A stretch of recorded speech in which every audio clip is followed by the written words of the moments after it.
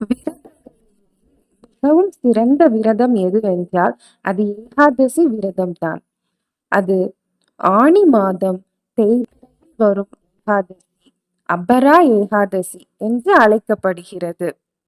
அளவில்லா செல்வத்தை அளிக்கக்கூடிய அபரா ஏகாதசி வரலாறு குறித்தும் அதன் மகிமை குறித்தும் தெரிந்து கொள்வோம். வாங்க பார்க்கலாம். அஸ்வமேத யாகம் ஒன்று செய்வதே மிக பெரிதாக எண்ணுகிற வேளையில் 100 அஸ்வமேத யாகம் நடத்தி அதன் பலனை விஷ்ணு பகவானுக்கே அளித்தவர் அம்பரீஷ மன்னன்.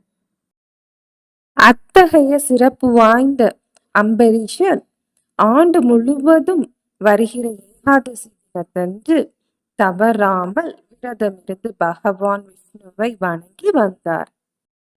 ஒரு சமயம் அம்பரீஷ மன்னன் ஏகாதசி விரதமிருந்து அதை முடிக்கும் போது துர்வாச முனிவர் வருகை புரிந்ததால் அவரை வரவேற்று தன்னுடன் சேர்த்து உணவருந்த வரும்படி அழைத்தார். துர்வாச முனிவர் நதியில் நீராடி வருவதாக கூறி சென்றவர் குறித்த நேரத்திற்கு திரும்பி வரவில்லை. ஏகாதசி விரத காலம் முடிவதற்குள் விரதத்தை முடித்து உணவு எடுத்து கொள்ளாவிடில் அதன் பலனை பெற முடியாமல் போய்விடும். எனவே பகவான் விஷ்ணுவை மனதில் நினைத்து துளசி தீர்த்தத்தை அருந்தி அம்பரீஷர் விரதத்தை முடித்தார். அம்பரீஷரின் செயலை ஞான சக்தியால் அறிந்த துர்வாசர் கடும் கோபம் அடைந்து ஒரு பூதத்தை ஏவி அவனை கொல்லும்படி அனுப்பினார்.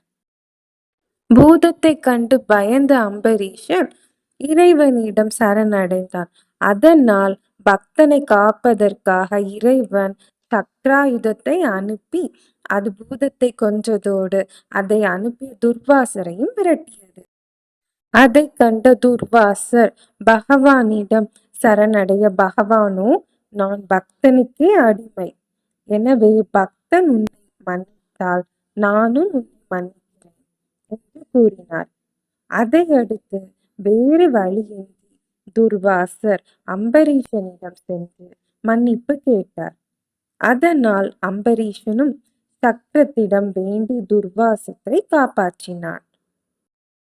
இந்த சம்பவம் ஒரு அபரா ஏகாதசி தினத்தன்று நடைபெற்றது என்பதால் ஏகாதசி விரதத்தின் மகிமையை உலகிற்கு உணர்த்திய மன்னனாக அம்பரீஷன் திகழ்கின்றார்.